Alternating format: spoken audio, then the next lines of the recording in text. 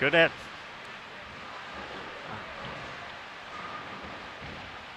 afternoon and welcome back to the USBC Women's Championships here at the South Point Bowling Plaza in Las Vegas, Nevada. I'm Aaron Smith with USBC Communications alongside the Matt Cannizzaro.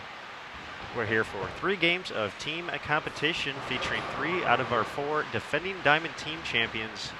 Last year they were known as AZ Gals out of Peoria, Arizona. This year, a Golden Approach Pro Shop.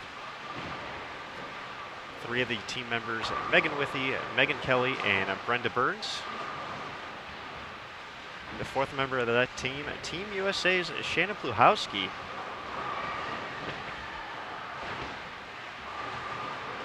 Due to a change in the professional rules with the PWBA coming back, Shannon and Megan, as both PWBA members, can no longer bowl on the same team. So Shannon actually bowled right before the USBC Queens kicked off.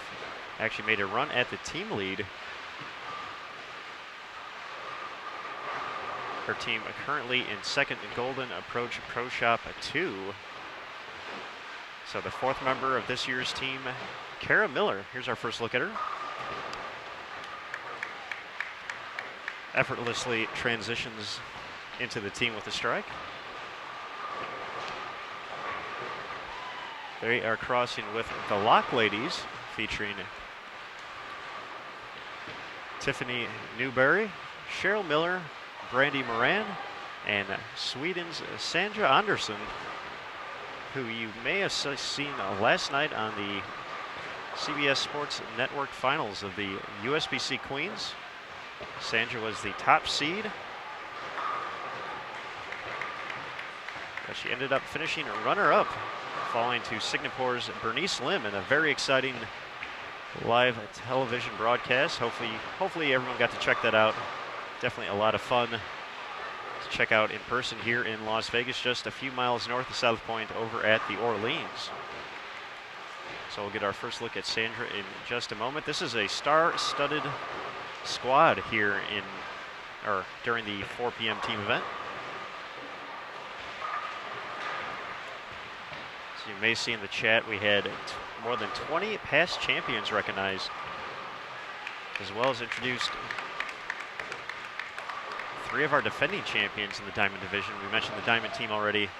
2 pairs to our left, excuse me. We have our defending Diamond All Events champion, Jennifer Asplin of Oakley, California. That was Jennifer's first title here at the Women's Championships after a few close calls, as well as a $2.99 on the tournament lanes back in 2012. Also being recognized over on the other side of the 60-lane center. This is split 30-30. We have Brooke Bauer of Camp Hill, Pennsylvania, the defending Diamond Singles champion.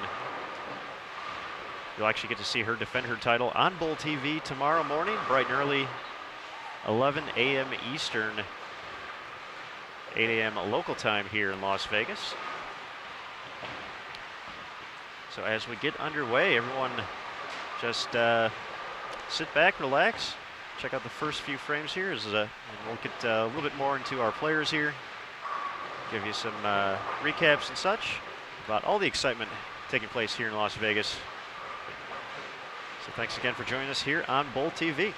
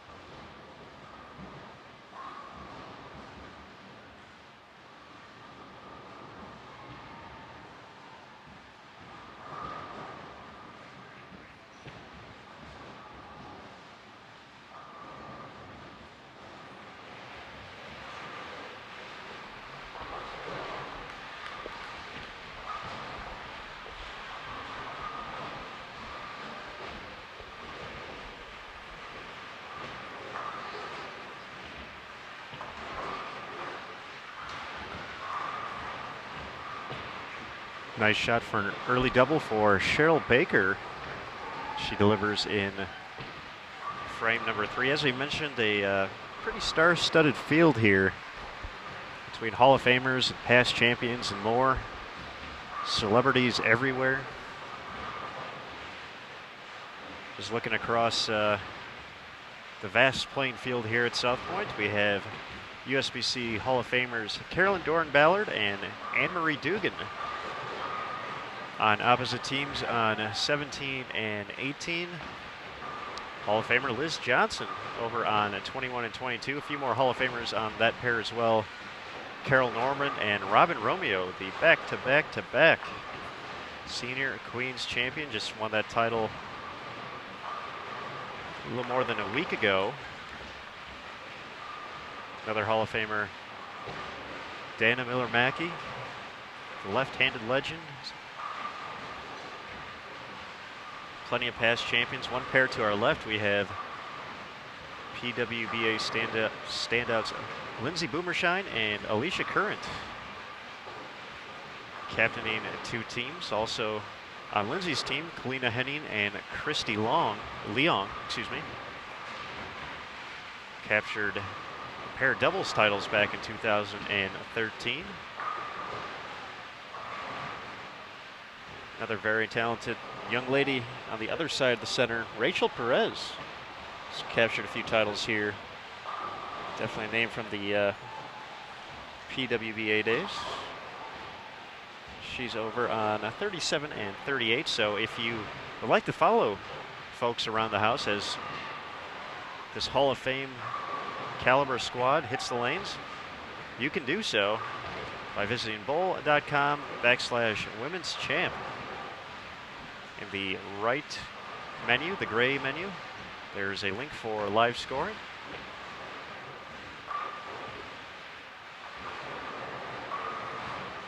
So be sure to check that out, and you can follow your favorite players throughout the course of their entire event.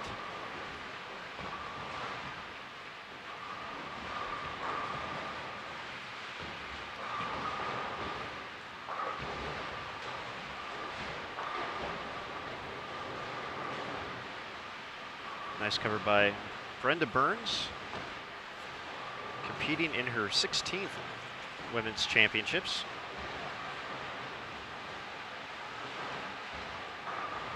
Fired a 661 in last year's effort. They shot a 27-17 to capture the title, the highest total since the tournament switched to 4-player teams.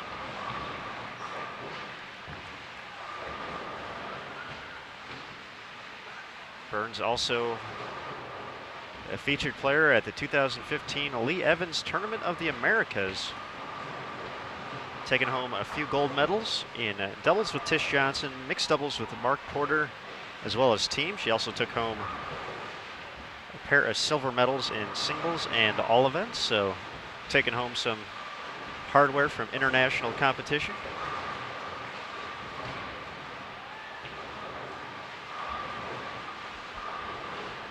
But in last year's effort, Shannon Pluhowsky led the way with a 706 series. Megan Withey was at 682. Megan Kelly 668. And as we mentioned, Burns at 661. So a very consistent performance overall, as Megan doesn't get the 10-pin to fall. Sends a few pins over at it, but doesn't cooperate. But AZ Gals, the team name last year, games of 9-15, 960, and 842 for that 2,700 plus mark. Once again, 4-player team, so those scores may look a little different than what most are used to seeing with the 5-player teams and scores coming out of the Open Championships, but definitely a big number when you put it into perspective. The whole team averaging well above the 225 mark.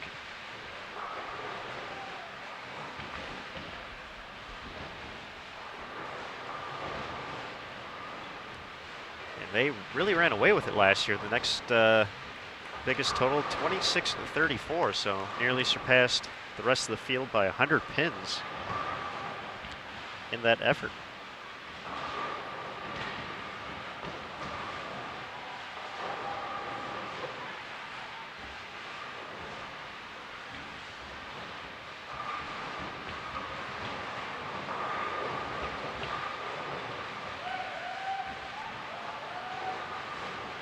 Team was presented its championship trophies right before the squad started.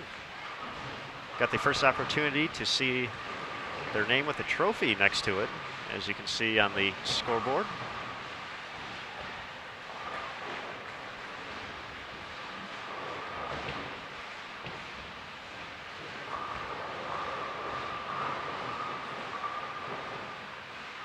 Then it was time to hit the lane, so possibly a few nerves for these players. All their first title here at the Women's Championships.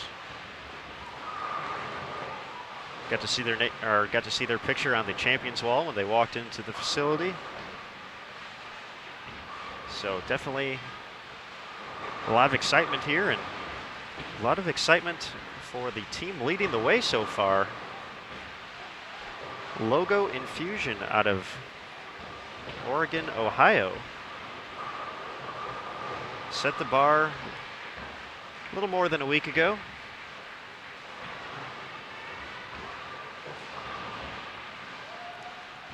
Posting a 26.56 total, so that's the number everyone's chasing here today, plus 256, if you will. That group featured 3 past champions and was led by 2013 Scratch All Events champion Rocio Restrepo. She shot .699 in the effort. She was joined by Teresa Wozner, shot .678. 2008 Classic Team champion Kristen Nieder, .674. And 2-time Women's Championships titleist Michelle Sterner at .605. They had team games of 888, 866, and 902 to get to their leading totals. So for that group, if they can survive this squad, that might be enough to add a few more titles to a few of those players' resumes.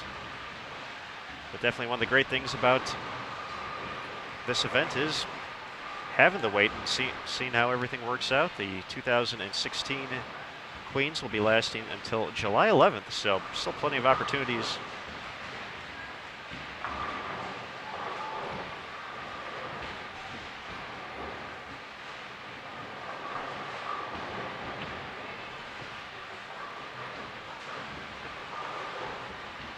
So still plenty of opportunities for teams to put together their best efforts in hopes of adding their name to the record books.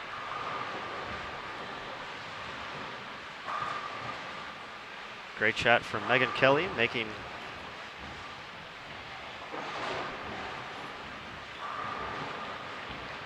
her. I have her sheet here somewhere. There it is. All right. Making her 13th Women's Championships appearance.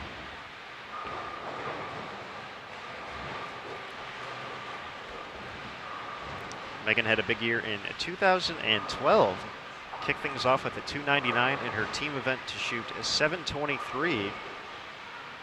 Followed that up with 770 in doubles and 675 in singles to finish with a 2168.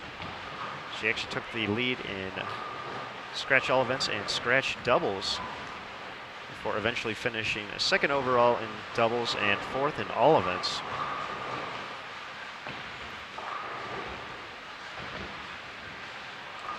And also a player who's really starting to find her own way on the PWBA Tour. Aaron Smith, it sounds like you have done your homework, sir. I feel that's an awesome transition to a nice little story you wrote about Megan a few months back. Well, we certainly do our best to give the players and PWBA.com a little bit of personality, especially when it's not in season for the tour, of course, which is going to last through September now. But we spent some time in the off season getting a chance to know the players and telling their personal stories, because that, of course, helps fans associate better with the players out there and understand kind of what it's like and all the different paths that have been taken for the players on tour now. From the Hall of Famers who had their careers cut short back in 2003 to the college bowlers who were either in college or on their way to, thinking that they were going to be professional bowlers when it was all over, to the youngsters who are just now getting out of college and have the opportunity to compete at the next level. And for Megan, especially, coming from a Hall of Fame family, of course, with Linda Kelly and Bob being a top player out there in the senior ranks right now. And now with daughter Autumn, kind of the next generation. So that opportunity for Megan Kelly and Shannon Pluhowsky to get out there and chase that dream with the support of their families, who some of them in town now, babysitting a little bit while Megan is competing. Shannon up here in the stands, watching again. Aaron mentioned earlier, because of some rule changes, Shannon and Megan not able to bowl on the team together, but very supportive nonetheless. Been on the road for a few weeks, and Megan doing something that kind of she started doing in high school, really, to get to this level, and getting consistently better. And being surrounded by so many talented players definitely helps, and just really appreciative of the opportunity, and now being a role model as a PWBA member and as a parent. So looking forward to that, and just the real personal side of these players. And you'll see it, week to week out there on the PWBA tour. A lot of interaction with the fans. They love the pro-ams and the opportunity to get down and compete with the players and the fans, and just relate in that way. It's a very personal atmosphere, and very cool for us to be able to tell those stories, and then for these players to come out and just add to that success. Aaron's been pretty busy over the last week and a half or so with all the top women in the world, headed this way to Las Vegas for these terrific events, and making a stop at the Women's Championships. And of course, all the news and notes available on bowl.com about the Women's Championships. And if you're curious about the PWBA Tour and some of those personal stories we were able to tell in the fall and winter months, definitely go to the news category on pwba.com and check those out. Some pretty good ones. Erin McCarthy, you might remember from last year, the runner-up at the USBC Queens. She's a nurse, so she'll spend her time in between tour stops, working the hours at the hospital and taking care of folks, and then hitting the road to bowl Thursday, Friday, Saturday, and then back at it. So a lot of good stories there, and a lot of career choices and paths, and just very cool to see. And now to watch some of that unfold here at the Women's Championships. Dreams coming true. 24 champions on this squad, all from the youngsters in their early 20s to our Hall of Famers who have bowled a few times more, and Robin Romeo and Shar Hamill and them. So very cool, a very nice, diverse group here today, and we're glad to have it for you live on Bowl TV. Tiffany started with 6 consecutive strikes before finding the 3-6-10. Takes care of the spare though. Definitely, we still have not had a 300 here at the 2016 Women's Championships. So certainly plenty of potential here to make it happen on this squad. Lindsay Boomershine, one pair to our left with 6 in a row to start. She's a 3-time champion here at the event. A pretty magical 2012 year, capturing 3 titles. Winning scratch all events along with scratch doubles and co-champions in diamond doubles back when the tournament also featured a handicap format. If there's one thing the Women's Championships is, it's versatile to change. So we've seen a lot over the years. It definitely makes history telling occasionally interesting with especially some of these champions who have crossed over different ages, if you will, but still cool regardless.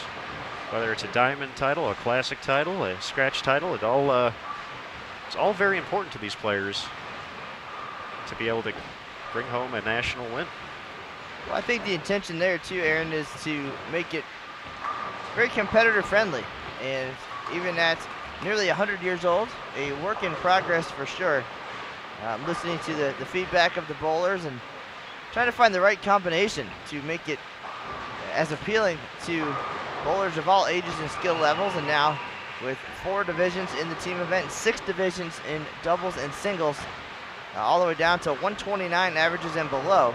I think the intimidation factor definitely is gone, and just some of the changes over the years to try to make it all work together, from the change of the venue to the convention center setting in 2010, away from the traditional bowling centers, to the addition of handicap that you mentioned briefly, and then on to the expanded divisions. So just trying to attract all of our USBC membership and make everybody realize it's not necessarily for the top tier bowlers that we're seeing here today, but an event for all of our female members to enjoy.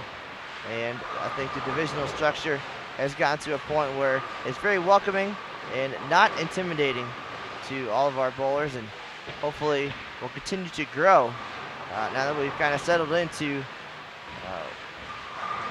pretty comfortable format.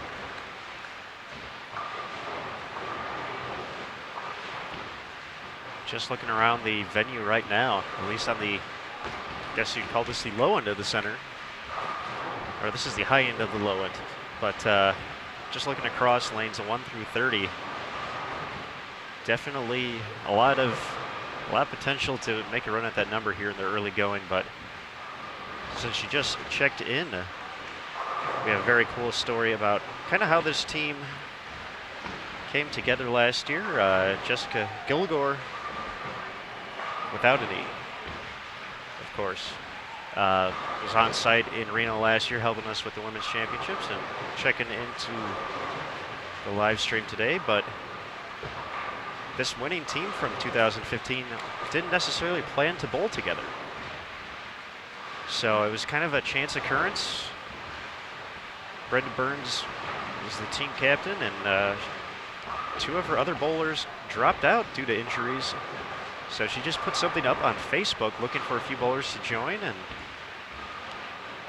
all of a sudden she got a message from Shannon Pluhowsky saying that her and Megan were interested in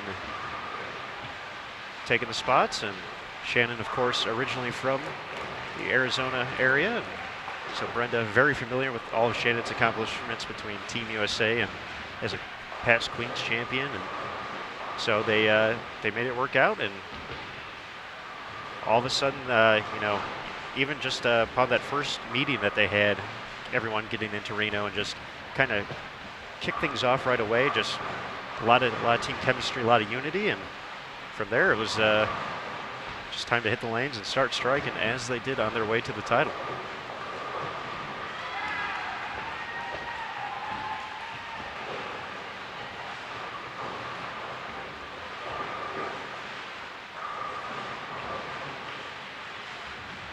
Aaron, with the travel schedule, the PWBA Tour announced in 2015. And coming back, and all these players on the road for what's going to be 14 weeks this year. We saw a similar situation happen in Reno this year with Megan. Her and Shannon came through, kind of in between stops. We had the Las Vegas Open kick things off. Then we were in Roanoke Park, California, then Sacramento. And in there between Sacramento and the Queens here in Las Vegas, Shannon already was bowling in Reno, so Megan again got on the sub board and was able to get on a team and meet some new folks, and had a good time taking advantage of the competitive opportunities. And then of course we've all been here in Las Vegas for the last handful of days for the Queens, and it's pretty neat how they're getting to experience so many things, meet so many people, and a feel-good story for sure about coming together. And I think even if they hadn't had that success, it still sounded like a pretty good experience. But now winning and having that that Champions Cup next to their names at this event for the rest of their careers definitely will tie them together. So certainly makes the stories better for us and gives us a great opportunity to tell those stories to the world.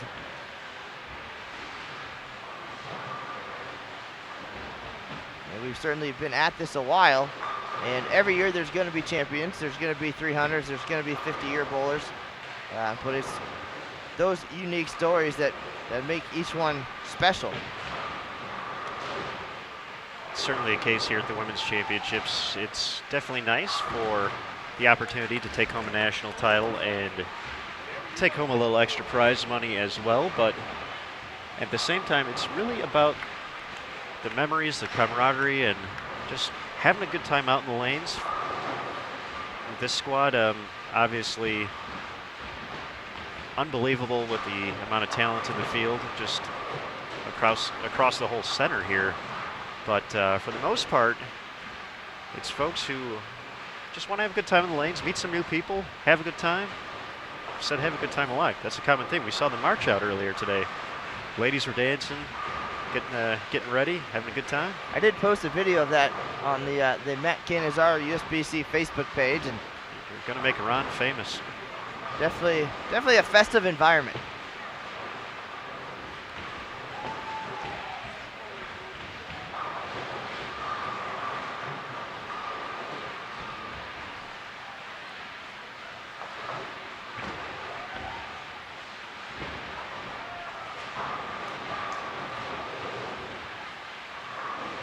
Definitely seen a few strings of strikes throughout the venue here.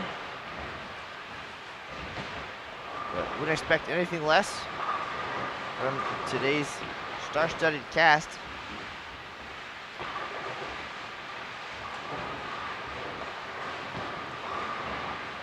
Definitely have a few teams that'll be well on pace to challenge the leading total after one. But yeah, no one in game 2 yet, but we'll be sure to give you updates as they happen.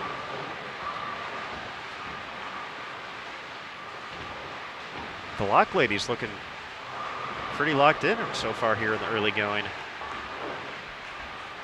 Once again, Tiffany Newberry leading the way. Sandra Andersson, not too shabby herself. She's, I'd say, pretty sharp from the past 4 or 5 days. Put on an amazing performance at the USBC Queens, earning the top seed, going undefeated in match play. Bowled a good game in the finals, just ran into the Rubik's Cube herself, Bernice Lim.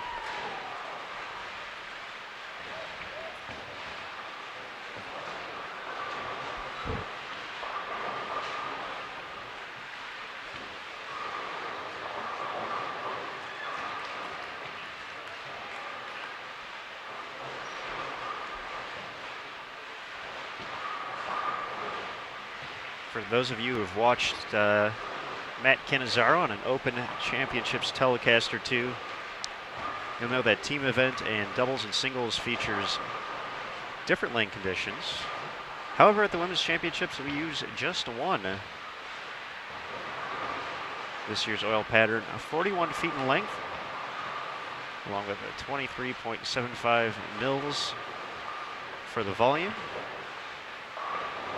using the Curve oil here in 2016. So there'll be some format changes coming next year with the oiling process, but for doubles and singles at 8 a.m., that's fresh. If you bowl the noon squad, that's the burn. 2 team events at 4 p.m. and 7 p.m. Obviously both fresh. So here's Sandra. Mixes them up to finish up the foundation frame.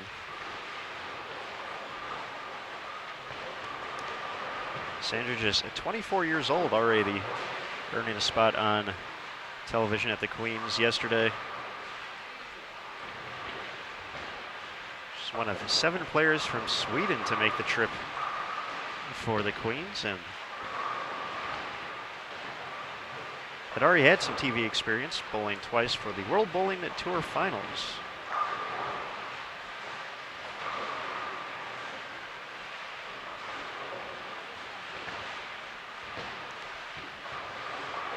The rest of her credentials as a member of Team Sweden, that might take a while to list off, so we'll just say she's pretty good.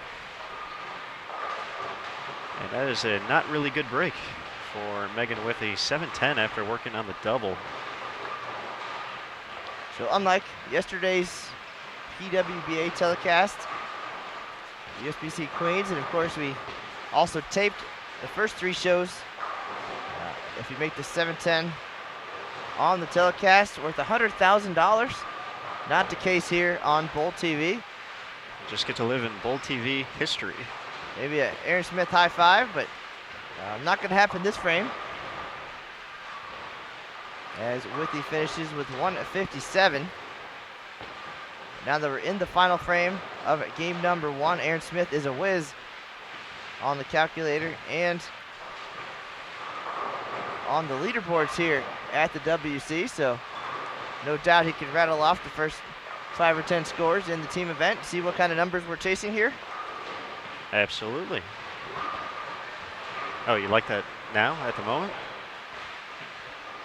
All right, as we mentioned, 2656 Logo Infusion out of Oregon, Ohio, on top of the standings. That happened just about 8 days ago. We saw a lot of big scores right before the Queens took place, and certainly expecting a big number or 2 here today as well. So we'll see what that top 10 looks like. But Golden Approach 2 featuring Shannon Pluhowsky, currently in second at 2642. True story, Shannon bowled with 3 ladies from Australia on that team, so that was pretty cool to see. In third, 3 Webbers and an Outcast featuring Team USA's Aaron McCarthy, 26-29. Strikeout Diabetes featuring Hall of Famer Linda Barnes in fourth at 26-01.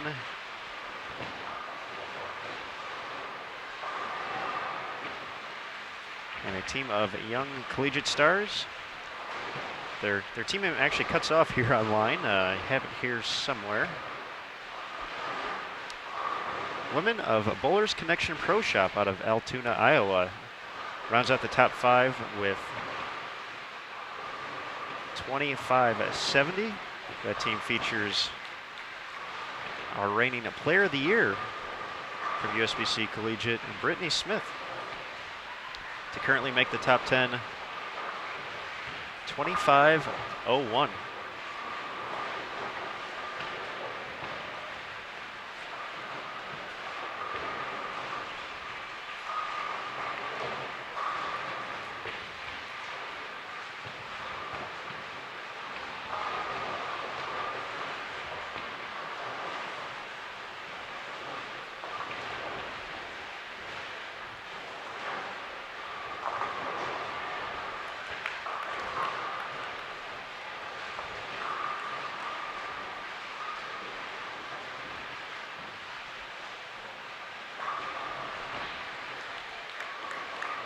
Cheryl Baker with a nice 232, 183 for Kara Miller.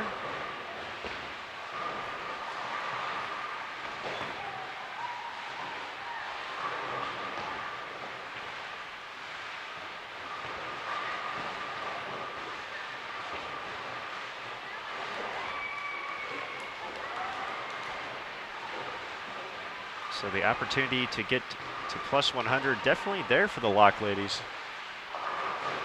Nice shot by Megan Kelly, making it 6 out of the last 7. She can get to 221.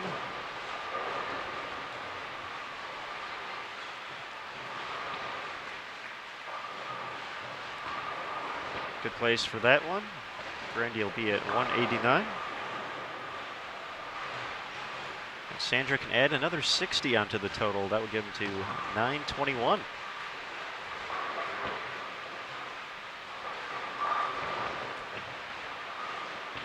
Taking a quick glance at the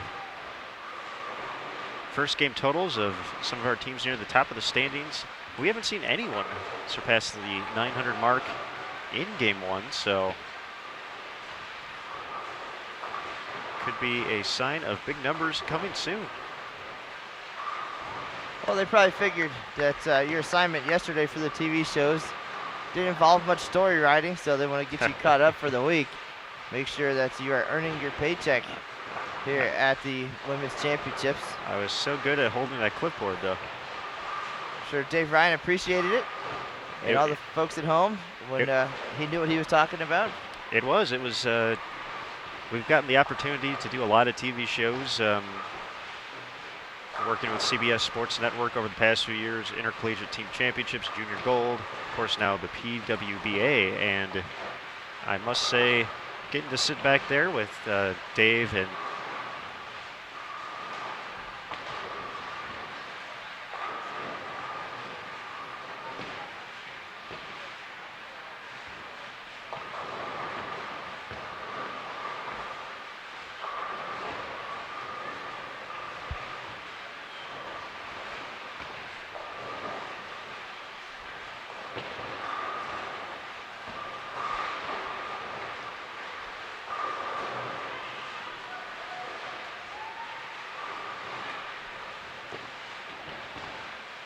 not sure what happened there, but looks like we're back in business with the live stream. You never know what you're going to get with technology, but Aaron Smith staying calm and get things back on track here at the South Point Bowling Plaza.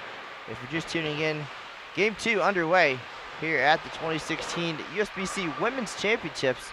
This is Matt Canizaro alongside Mr. Smith. They're behind lanes 27 and 28. And just mixing things up here on Bowl TV. A great opportunity to showcase this awesome venue. And of course, the top event in the world for female bowlers, the USBC Women's Championships. So why not? One broadcast this afternoon. Our defending Diamond Team champions. And then tomorrow, Brooke Bauer puts her singles title on the line here in Las Vegas. We'll have that for you bright and early. And then I will take the live stream gear back to the biggest little city in the world. And we'll have our defending regular doubles champs, Anthony Simonson and Mark Sleeper Jr. on Bowl TV Sunday morning. So if you're a bowling fan, it's been a terrific couple of weeks with the USBC Senior Queens. And then the Queens on Extra Frame. Some TV action last night live on CBS Sports Network, the Queens Finals. And now pretty much every Tuesday, what seems like till the end of time, we'll have bowling on CBS Sports Network. So whether you're a fan of women's bowling, senior bowling, men's bowling, collegiate bowling, youth bowling, you name it, we're probably going to be there. And we'll have it all for you in some capacity, and glad to do it. I think all the striking stole our internet connection at some point there. So everyone's talking about what's happening here at South Point, and yeah, but we're back. Well, didn't we have it in 2013 with Joey Biondo and her team? They literally shot the lights out. That's true, and Biondo and company were actually on the lanes earlier today during the noon squad for doubles and singles. As they moved into the top 10 in team last night. Did not leave with the lead here in 2016, so always a threat though. Very good group out of the Chicagoland area. But yeah, 2000 and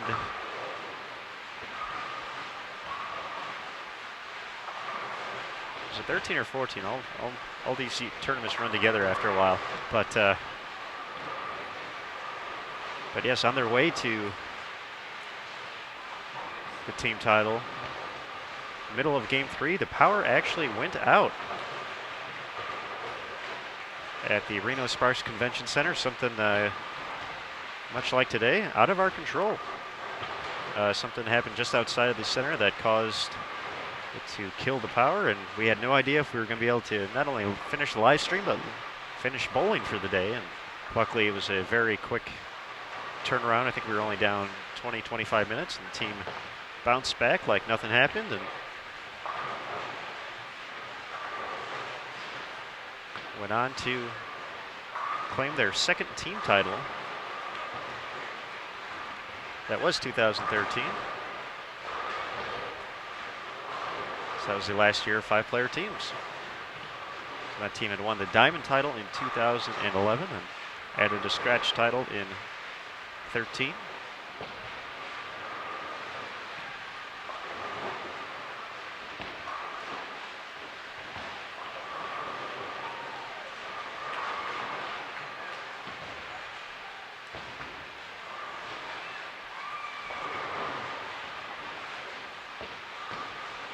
Good question in the chat room, Aaron. Is the finals of the Queens going to be shown anytime on Bowl TV? Herb, that's not going to happen. Not a possibility. But we were told last night that CBS Sports Network would do a re-air of the USBC Queens. So keep an eye on your local listings, and I'm pretty sure that when we find out exactly when that's going to happen, it will be posted out there on social media and perhaps on bowl.com as well. You did miss a terrific show.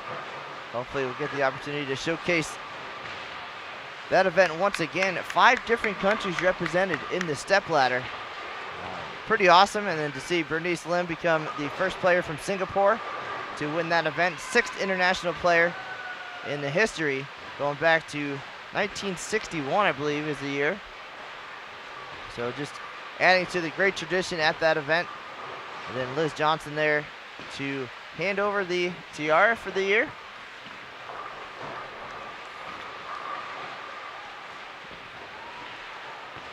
But 21 countries represented at the Queens this year. It's pretty awesome to see the global appeal and the growth of the sport compared to back a couple decades ago. Carol Giannotti, the Australian sensation, and some top players from Japan doing well on the PWBA tour, but now 21 countries represented, 63 players, and 29 of those 63 making the 64 player bracket. So yeah, just pretty cool to see how things have grown and changed and the continued success and support of the new PWBA. Talk about a hit for Megan there. Little smile after that one for the double. Golden Approach Pro Shop looking to find some momentum one way or the other after a 7:58 start.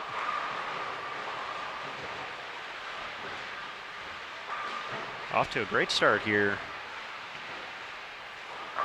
Both Kara and Megan working on a few doubles. Brenda looking to add one of her own.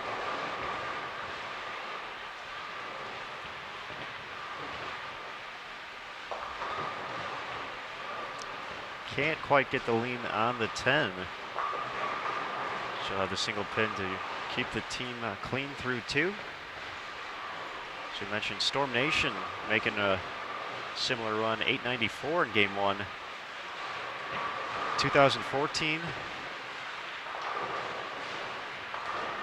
The Storm Nation team, a little bit different look to it as far as the players, but still had Lindsay Boomershine. Took over the lead for a single squad in 14 before eventual champion Believe in a Cure out of Arlington, Texas bested them just a few hours later, and that ended up being 1-2 for the tournament in the Diamond Division. So they're definitely some motivation. Of course, a few past champions on that pair as well, along with Boomershine, Christy Leong, and Kalina Henning, past doubles champions. Their 4th, Michelle Abner. Well, I think that was a pretty neat story there too. We were actually live on Bowl TV for that one, with Alicia and Lindsay being the 2012 doubles champions. So we were covering them just like we are now as the defending champs. We had a great opportunity to have both USBC national tournaments in Reno at the same time. So 2013, we just drove across town with the gear, and we were there to watch Boomershine and Current and see if they could repeat in doubles. And then Henning and Leong stole the show, and they took home the doubles title. So keep it in the family, kind of cool there. And definitely, as you mentioned, some motivation here. So we'll keep an eye on them next door as they are piling on the strikes here in game number 2. But going back in the history, Queens Week traditionally, when the heavy hitters come out, of course, to the women's championships, and this particular week has kept the PR staff at the women's championships significantly busy, going all the way back. And Aaron experienced that for the first time for real in 2010 with some record scores in El Paso. And now that the two events are back together, we're definitely going to see it again in 2017 in Baton Rouge. The Queens and Senior Queens actually will take place in the same venue at the Baton Rouge River Center.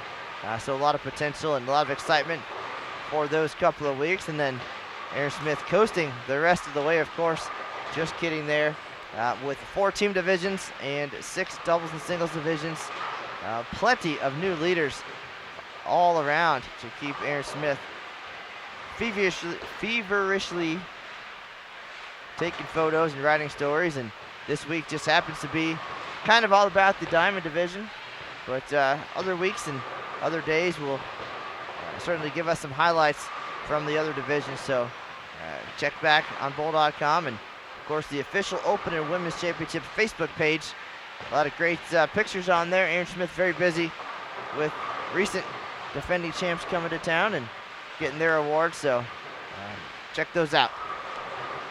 We'll probably have a few of those coming up again, depending on what the squad offers for us. Maybe later tonight, or maybe we'll save for tomorrow morning. But yes, 3 defending champions were on this squad, so we already mentioned the reason why we're behind lanes 27-28. Megan Withey, Megan Kelly, and Brenda Burns, 3 of the 4 members of AZ Gals of Peoria, Arizona. There we go. Captured the Diamond Team title in 2015. We also have our Diamond All Events champion at 2 pairs over. Jennifer Asplund. Probably sad to be out of Reno. She, during that 4-year stretch where the WC was held there, she averaged more than 230 for those 4 years for her combined average. So heading a little bit further north here in 2016. Seeing if she can defend that title. Got off to a 190 start, so a long way to go.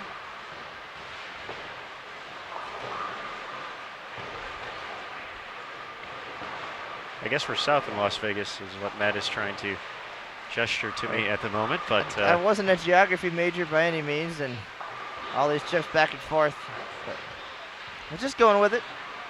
See, I've been used to saying, comparing to the location of the Orleans where we've been spending so much time at for the Senior Queens and Queens, which is north of good South save. Point, so I'm going to go with that.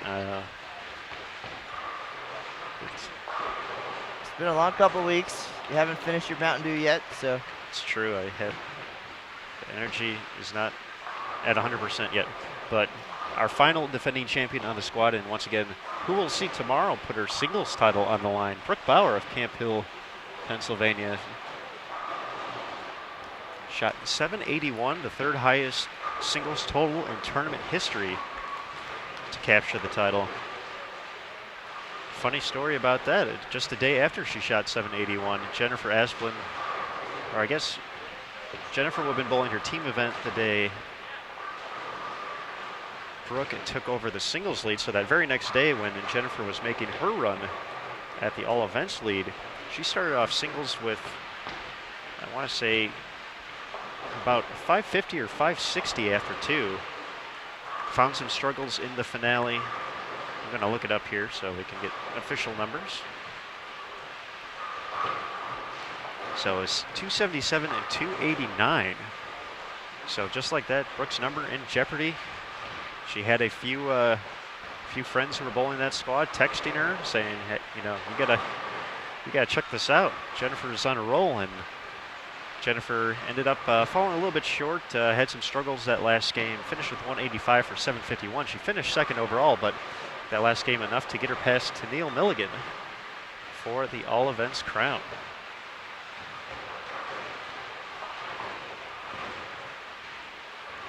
After the strong start by the Lock ladies, we're seeing the strikes and almost all the hits go to Golden Approach Pro Shot. Brenda Burns able to trip the 4 there for the perfect 4th.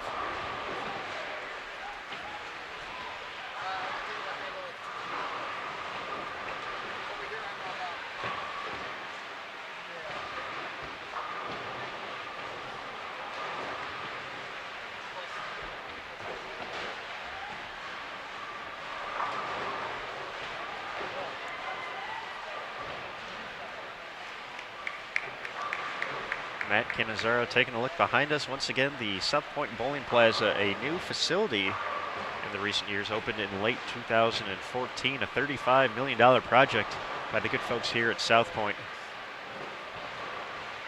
And it is 60 lanes total, split 30-30, so if we were to turn these cameras around 180 degrees, we would be focused right on 33 and 34.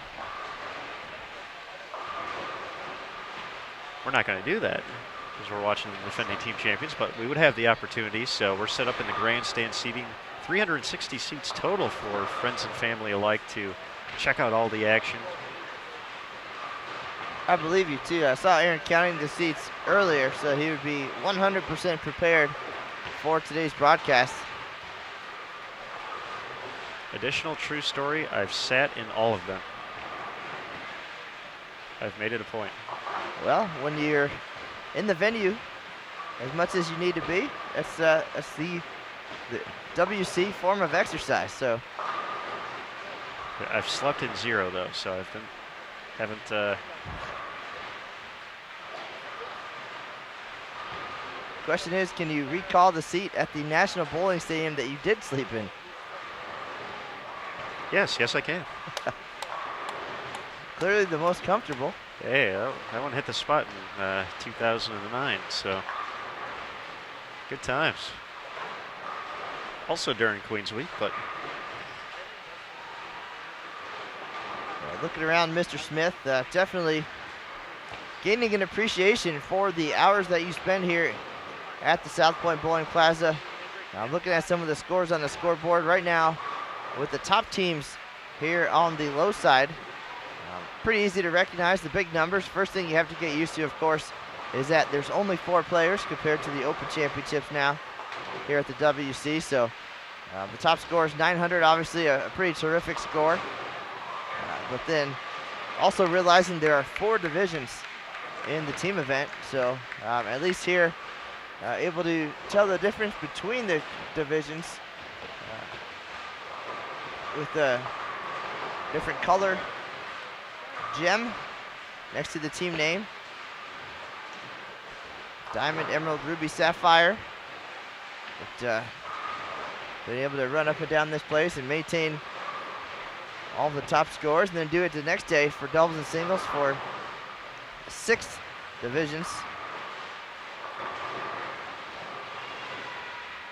If you're in the venue here, make sure to see Mr. Smith in action, because it's pretty wild stuff to keep up with. So keep up the good work, sir.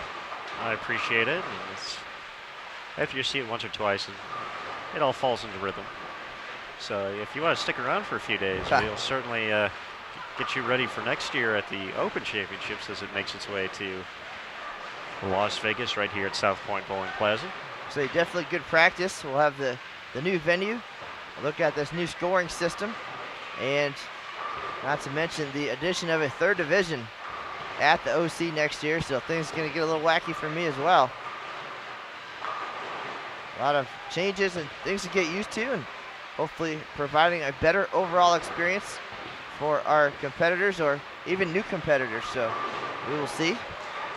Numbers looking good at the women's championships in recent years, and taking pretty well to the changes. Definitely a very festive and friendly and laid-back environment here at the WC, and a lot of team pride, a lot of jerseys and uniforms out there. The ladies absolutely have a good time when they come to this event. Helps throwing strikes like that too. Brandy Moran makes it 3 out of the last 4 after an open in the first. Sandra Andersson not going to make it 5 in a row.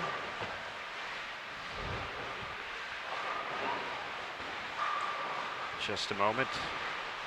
Golden Approach Pro Shop adjusting to that 41-foot pattern after a little bit rough out of the gate, 7:58. But putting on a nice performance here halfway through 2. There's Brenda Burns. Looking for that second strike. Comes in a bit light, leaves the 2-4-5.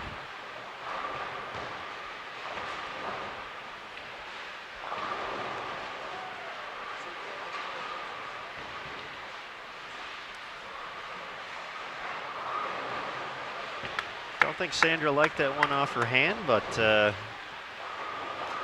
little body English never hurt anybody. Tripping a 4-pin out and make it 5 for 5.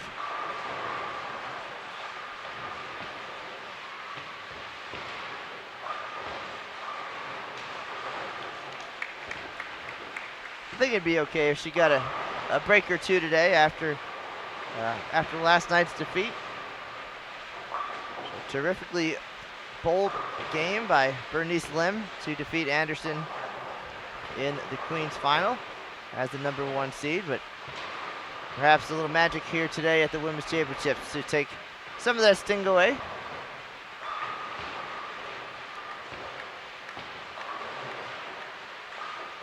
Once again, the Lock Ladies firing the highest opening game of the 2016 Women's Championships. Seeing if they can keep the momentum here. 2 opens in the first. They've been clean since. Cheryl Baker still looking for that first strike of game 2. She shot .232 in the opener. For Sandra, .258 leading the way. So when today's all said and done, she might be in excellent position to make a run at all events. Of course, the Women's Championships, team, doubles, singles, and all events. In the Diamond Division, doubles, singles, and all events belongs to Team USA's Shannon O'Keefe. Put on quite a show last Friday actually. 1 pair away from where we were live streaming. She ended up taking the Diamond Doubles lead with Kendra Gaines at 14-13. Added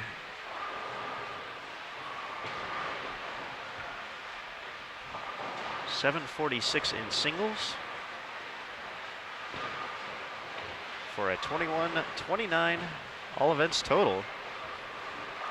Now the leader in 3 events. So I'm sure Shannon will be patiently watching the scoreboards today and see what it looks like. As Brandy trips the 2 for 4 out of 5, her second double. A pretty good 2016 so far for Shannon O'Keefe. Helped the McKendree Bearcats at the Intercollegiate Team Championships. And then you'll see her on CBS Sports Network bowling in the nationwide PWBA Sonoma County Open coming up on June 14th. Really finding her stride here in 2016 after an agonizing defeat at the U.S. Women's Open last year in New Jersey. And now Andersson leaves the 10-pin after the front 5. Mr. Smith, at one point, after a .258 front 5 start, you'll whip out the record books and start looking at all the possibilities. Of course, the number of 300s in tournament history, 800s potentially. Still a long way to go. We're only halfway through this team event, but very short list in both categories. And you already mentioned the great head start for all events and the possibilities. And so a lot happening all at once here at the South Point Bowling Plaza. Sandra a little bit mad at that 10-pin. Kicked that thing right across the deck. She's thinking back to yesterday again when the 710 was worth 100 grand, or perhaps just practicing for her next PWBA telecast. Back-to-back 2-4-5s for Brenda Burns. We've seen her go through a few different bowling balls here trying to find the right look. But she's been filling frames. That's been the key so far. Filling frames, 1 pair to our left. Alicia Current, front 6. We'll keep an eye on that. We've got our associate, or third wheel, Terry Bigham, in the house. So Maybe send him down there if needed.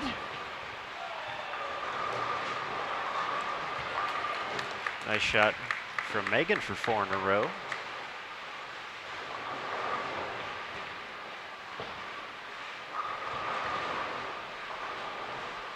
I think we should introduce Terry Bigham at some point because folks are going to be following the PWBA tour. They're going to be wondering who's that guy talking with Emil Williams Jr.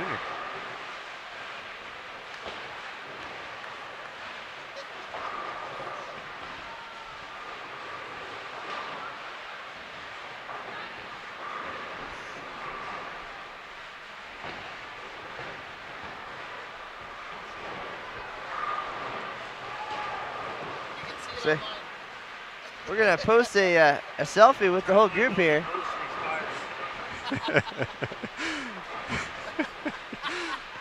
Oh, goodness. Terry is standing just to the right of us. Matt Cannizzaro, selfie. We're gonna try that again. Selfie aficionado. That one didn't work out so well. Matt, do you subscribe to a magazine for shots like that? That's gonna go in the USBC Insider. That picture's definitely popping up every time Terry calls me. So we did another one. We'll get that posted up here on social media. Introduce you to the man, Terry Bigham. He'll be behind the scenes in Green Bay for the next big PWBA TV show day. And of course, the other 364 days a year, he gets to tell us what to do. So Terry's first visit to the Women's Championships, taking it all in, and picked a great day to come out and visit. 24 champions, 3 presentations today. It's pretty awesome to see all this, see it all through from last year, taking the lead, writing the stories, taking the pictures, to getting those awards. And again, anybody here right now could be next year's defending champions, and you're watching live here on Bowl TV.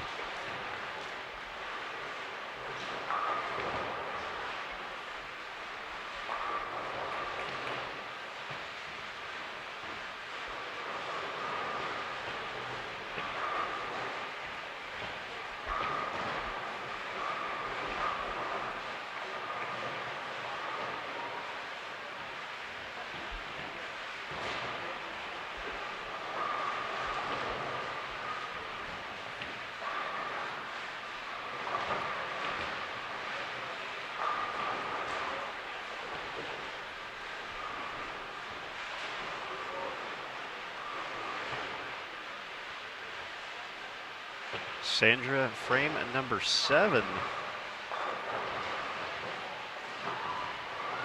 Looking at back-to-back 10 pins now after starting with 5 consecutive strikes.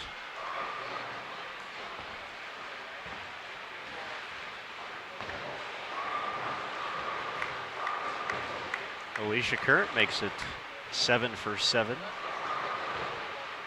Over on 25 and 26 as she gets closer and closer. We may see what we have to do. Maybe send Terry out that way. Maybe I'll go. Maybe Matt. We'll have a meeting. We'll figure it out.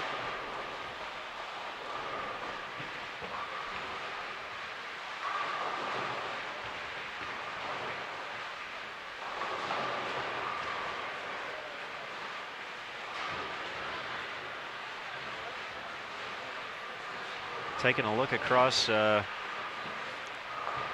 these big names, Alicia, the only player still with a shot at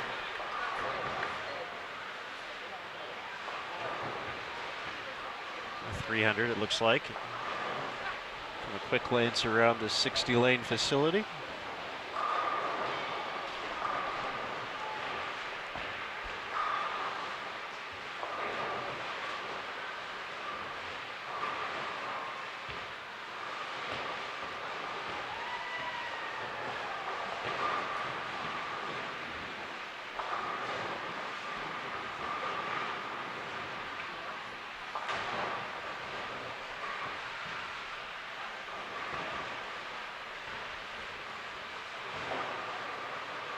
That shot wide of target for Megan Withey. after 4 in a row, but making a nice comeback, 157 in the opener, so she's already ahead of that number, so the nerves have settled in. Once again, there was a trophy presentation just before we started today, so these players getting to see their trophies for the first time, getting to see the trophy cup next to their name on the scoreboard. A few other places around the venue, the program books. So definitely some perks of taking home a title here.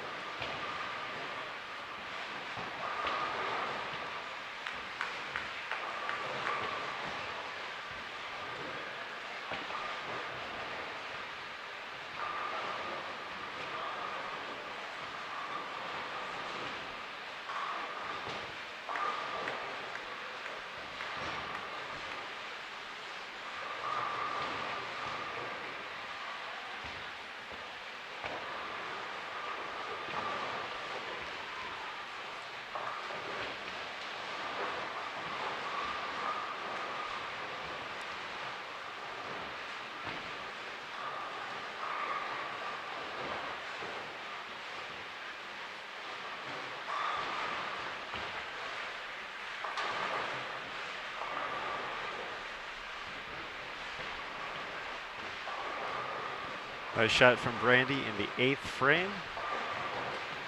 One of the things we've seen throughout the year as Alicia Kurt makes it 8 in a row is with this 41-foot pattern. It's definitely playable, but it gets tricky. And we've seen some teams come out of the gates really strong. We've seen some others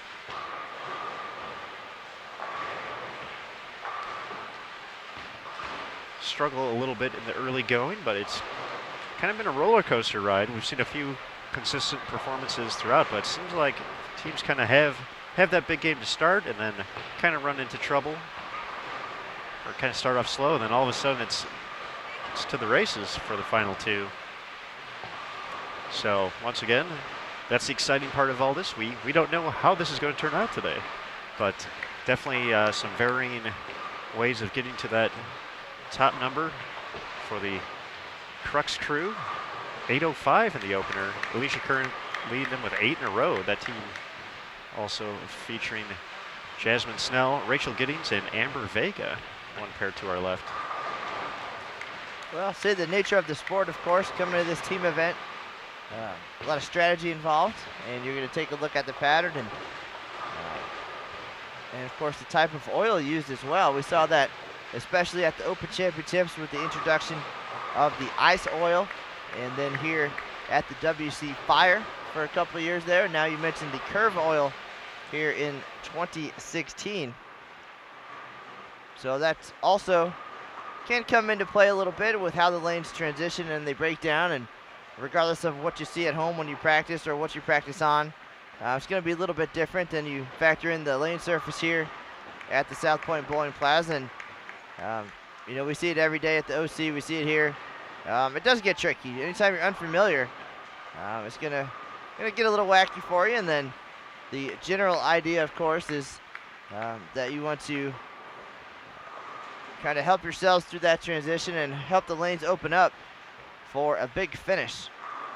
And just a matter of, you know, when and where that transition happens and how prepared you are with the right moves. And that's what it takes to be a champion at this level, is making the right guesses at the right time and coming in with a good strategy and just seeing it through. And of course, filling frames, an absolute key to success.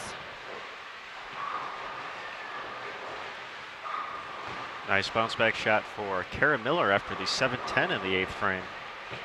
Sets up the foundation frame with a strike. Megan Withey also rebounding nicely after an open in the 8th. Megan Kelly working on 2 in a row, looking for that first 3-bagger. She's had 2 opportunities this game.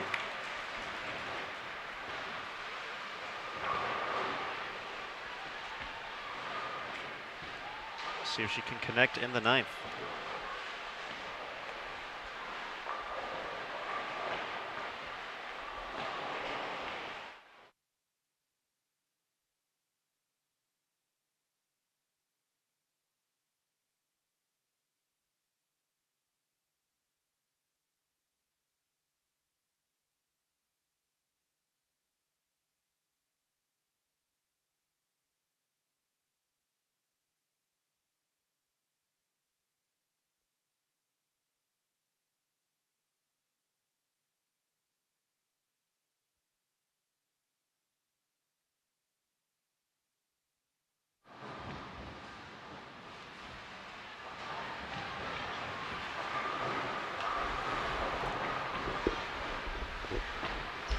All right, Matt Cannizzaro has stepped away for a moment to get a little bit closer into range. Alicia Current made it 9 in a row, so we'll see about possibly moving the cameras here on Bowl TV as well. But can't have a booth without 2 people today. And welcome USBC Director of Communications, Terrence Bigham. How you doing today, Aaron? I am doing excellent, Terry. This is a very fun day here, isn't it? It's been great. It's been a lot of excitement, obviously, bringing out this team event with so many past champions, Hall of Famers, Queens, Senior Queens champions, and it's certainly showing here on the lanes the amount of talent that we have out here, and it's going to be exciting. Game 3 coming up next as we see if any of these teams can make a run at Logo and Fusion sitting on top of the standings with 26-56. Certainly a few teams will be in range, and possibly looking at a little bit of history as well. One pair to our left, Alicia Current, 9 consecutive strikes to kick things off. Yes, and the last few have been dead on. I mean, I don't know if you can see here because we got a lot of gear in front of you, but yes. Matt Cannizzaro needed to run down there. He needs to make sure we get some good coverage of that, right? Absolutely, and certainly if Alicia does get 3 more strikes, you can read about her story on bowl.com later tonight. Now, Terry, did you know that there hasn't been a 300 game at the Women's Championships since 2014? Yes, Aaron, as a matter of fact, I did. I looked through those fine records that you keep every year. So, all right, part of the program book. I'm actually finding my way through that right now just to make sure. And we had a record 5 in 2014 at the Reno Sparks Convention Center. None last year in 2015 at the National Bowling Stadium. And unfortunately, we've had a few close calls, but no one has connected on 12 consecutive strikes in a single game. Yes, that would be nice to get the first one here at this facility for her. She's been bowling really well this year. I actually ran into her as she was getting ready for the event. She's been excited bowling on the PWBA Tour this season, having a good time. She was excited to come out here today and have the opportunity to bowl once again in the Women's Championships. Alicia definitely off to a good start. She started 2015 with a great start, winning the first regular season event at the PWBA Storm Sacramento Open in 2015. Then she kind of struggled the rest of the year, as she would say, just didn't, might put a little bit too much pressure on herself after that strong start, and just wasn't making the cuts that she was expecting, and a little bit of struggles. So this year, however, coming out of the gate strong, making a few cuts, getting a few checks in the early going, bowling well, feeling good about it. Yeah. Certainly excited for the rest of the season coming up. Yes, that had to be tough for her. I know she mentioned to you that she won that first title and probably put a little bit too much pressure on herself to validate that victory. She felt she had to back it up, and probably felt she pressed a little bit, but hey, new season, new time to start again.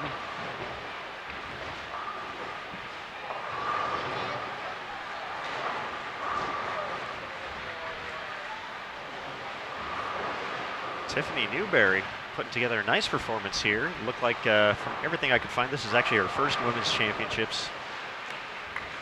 off running, 231 in the opener. A nice even 250 here in game 2.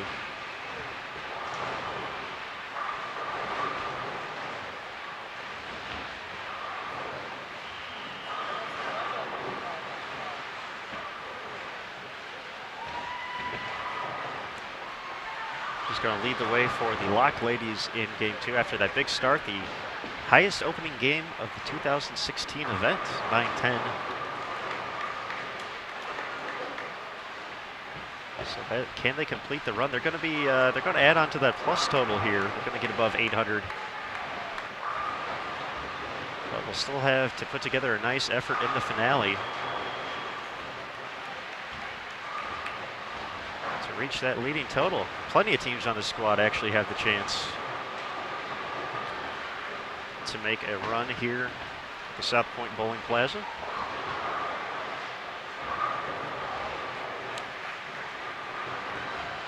It almost looks like the Queens field out here, Terry, with It does. It's as you said, it's a loaded field, and it'll be interesting to see how Brandy can get a close out this game. Yes, you're right. The Lock ladies are locked in. I see what you did there. Brandy ends up crossing over, but she's going to have a nice game being the 220s here. It will be, I'm just trying to fill in for Matt. Thought I was the cliche guy. Oh wait, I am.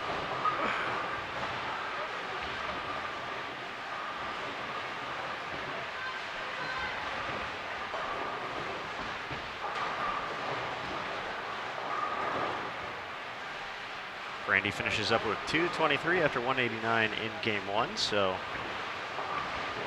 nice turnaround for her.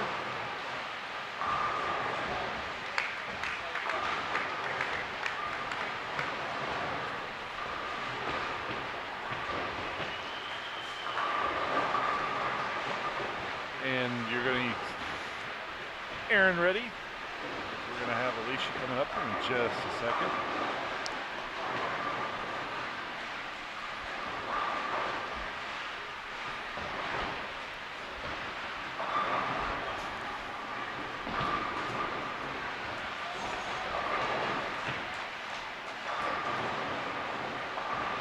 We had a camera right now to show behind the scenes as Aaron's jumping up and down on a This chair. is probably a safety hazard. The good folks at South Point would not be happy about this.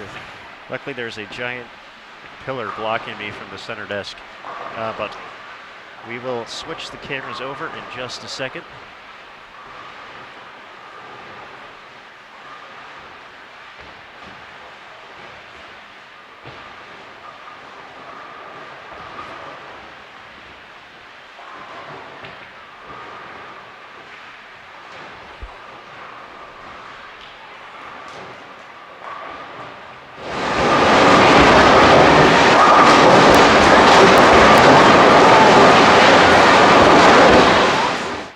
Sorry about the sound there, but we'll move over quickly.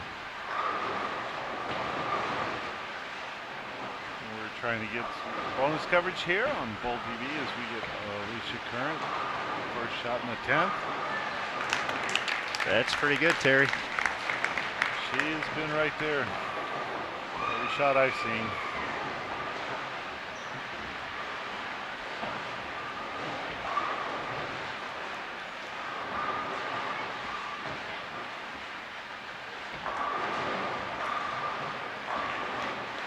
Looking for the 26th perfect game in Women's Championships history, 10 in a row.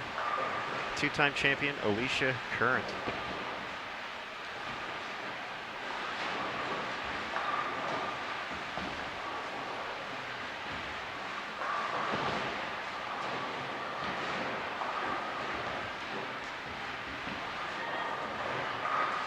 Gets it.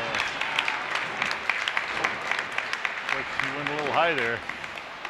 Yeah, it looked like it might have been a tad left, but held line, and now one shot away.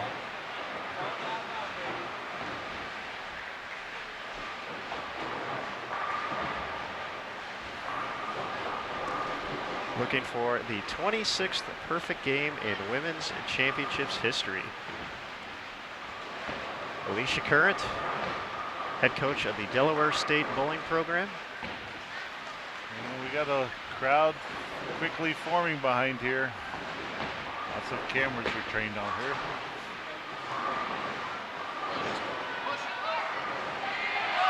Unable to trip the 9. Oh. 299, Alicia Current, great game. It's a hug from Lindsay Boomershine. I'm sure a few more folks as well. Outstanding effort by Alicia Current. That was tremendous to watch. A quick look at the scoreboard, 299, 945, big second game for the Crux crew. And bear with us as we get back to our featured pair.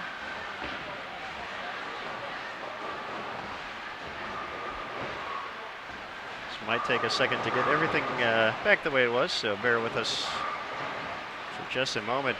Attempting to capture some history. On Bowl TV, 299, Alicia Current.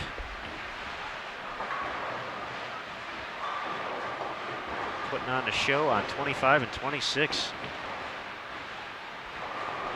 That was really cool to see. And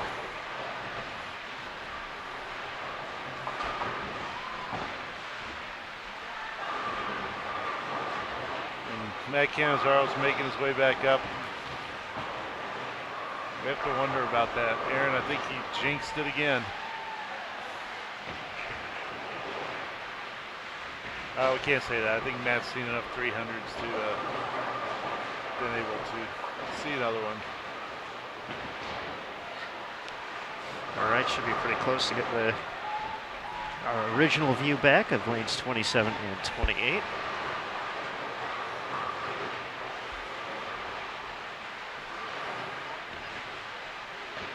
And away we go. All right, game 3 in the books, or game 2 in the books. Game 3 just underway here.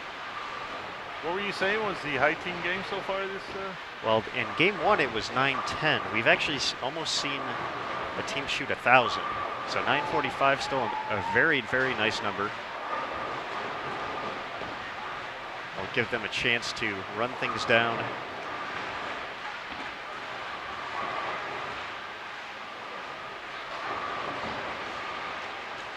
So we'll do some quick math and kind of figure out where everyone's standing once again.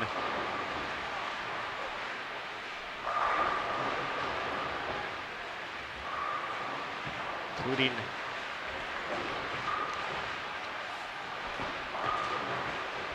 three out of the 4 from our defending Diamond Team champions from Reno, Nevada last year. Coming back to Las Vegas, Golden Approach Pro Shop. AZ Gals last year was the team name. Megan Withey, Megan Kelly, and Brenda Burns. That's why they have those trophies up next to their names.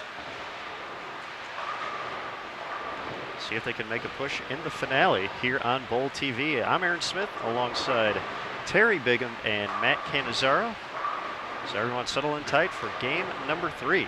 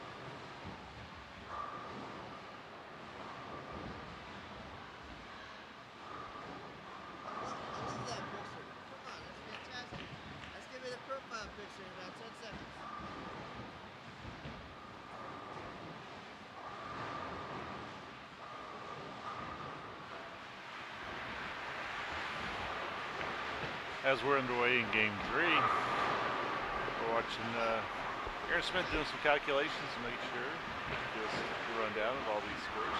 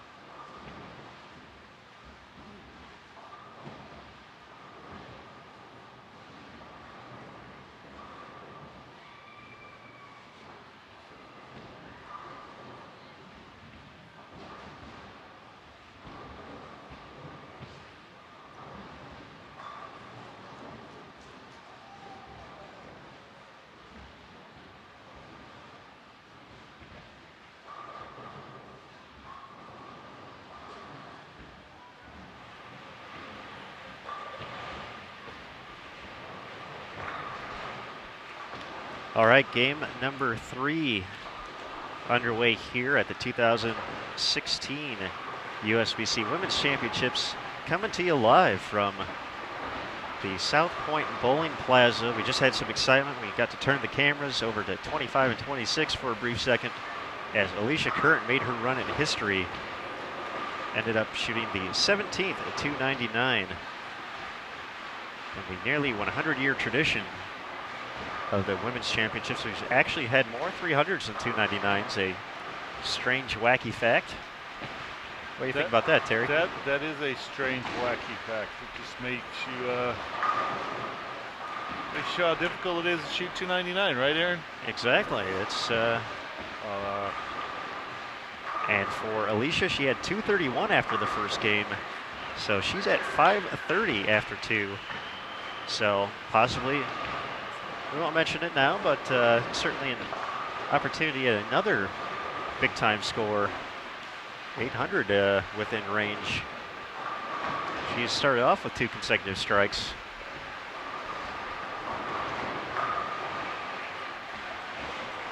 Golden approach. Pretty solid out there.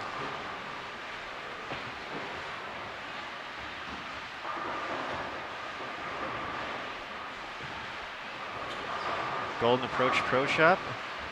Last year they were known as AZ Gals and featuring Shannon Pluhowsky. They're the ones who brought us here to Bowl TV tonight as the defending Diamond Team champions. However,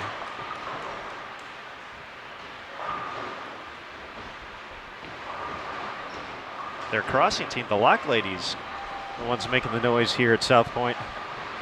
910, 874 in their first 2. If they can shoot another 874, even 873, they would be our new Diamond Team leaders. If they shoot 872, that would actually tie the number on top of the standings.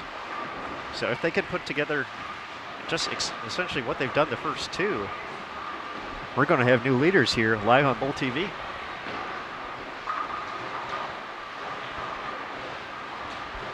And they're off to a decent start here in game 3.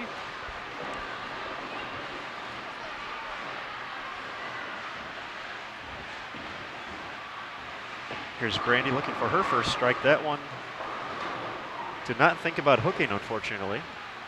That stayed a little bit right. But leaves herself a makeable spare and looking to make it 3 in a row.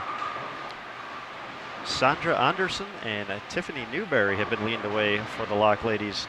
Tiffany 231 and 250 for her first two. Sandra a few pins ahead, 258 and 230 for her.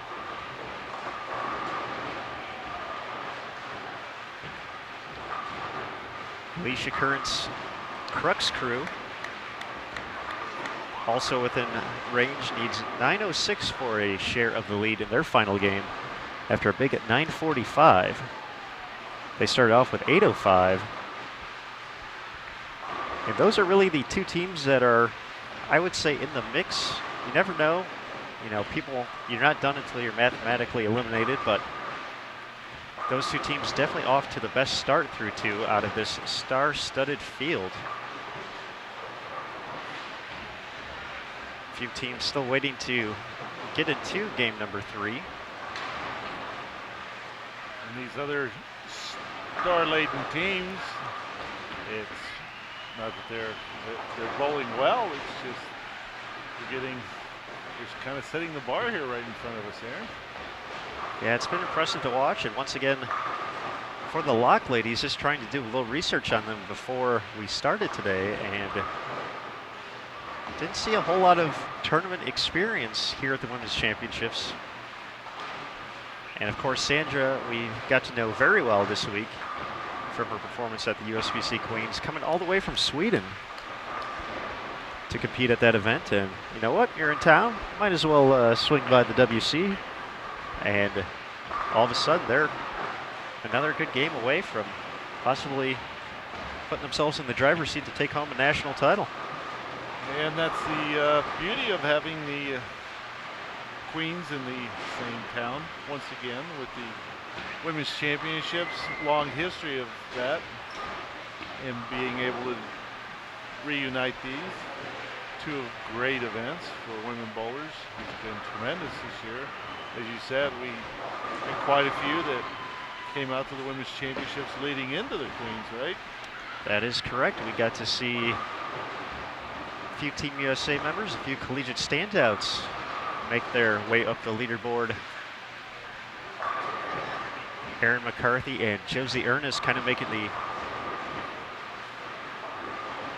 first wave of big scores that we saw, and then Shannon O'Keefe decided, I'm just going to take the lead in everything. And yes, she bowled extremely well. She averaged right around 250 for the day during her doubles and singles competition to take the doubles, singles, and all events lead in the Diamond Division. So now Shannon gets to play the waiting game. Already multi-time titleist here at the WC. But if one's good, two's better, 3 downright great.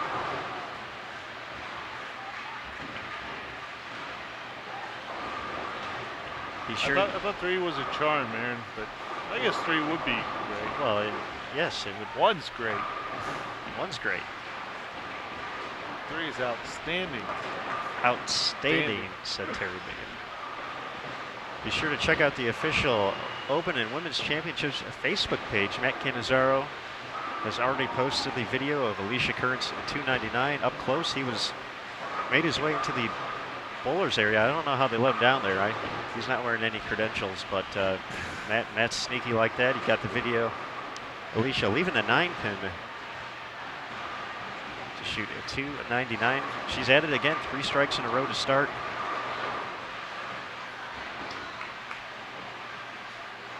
And the Lock ladies look there. It's like they're trying to find something again here in game 3. A few opens here. back-to-back from Tiffany. Cheryl as well in the 4th frame. Brandy looking for the first mark of the frame. Sandra really the only one locked in to borrow from the team name here in the early going of game 3.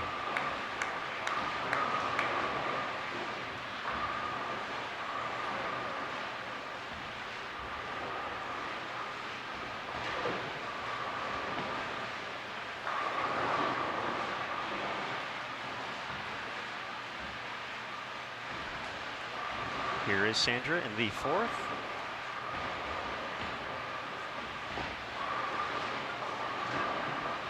There's trouble. 4-6-7. Well,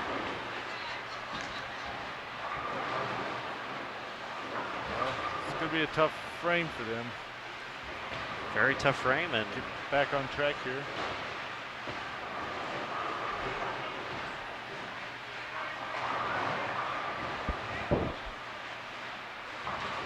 Sandra takes the 2. We'll see if Tiffany can rebound here at the halfway point.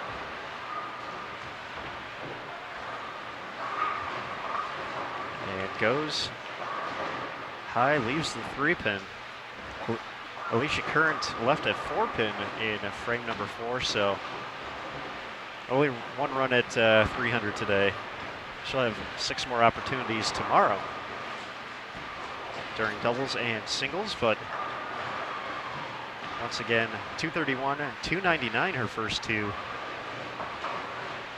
And you will be back out here tomorrow morning with another live stream. That is correct, Mr. Bigham. We will be here bright and early, 11 a.m. Eastern,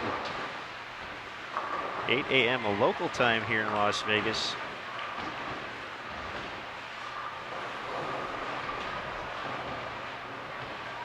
To see defending Diamond Singles champion Brooke Bauer of Camp Hill, Pennsylvania, put her title up on the line. Brooke was just 22 last year, making her 2nd Women's Championships appearance. Fired games of 257 and 257, and she said on my last game, you know what, triplicate's overrated. Shoots 267 for a 781 set, the 3rd highest singles score in tournament history. That was an amazing run by her last year.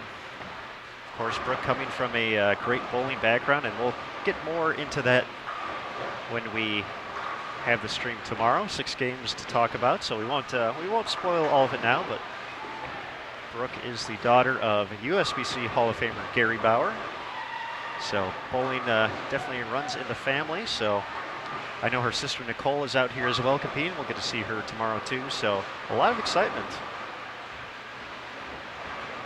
Bright and early in Las Vegas. You didn't know you could have so much fun in the morning in Las Vegas, could you? Well, we're just getting back in, so.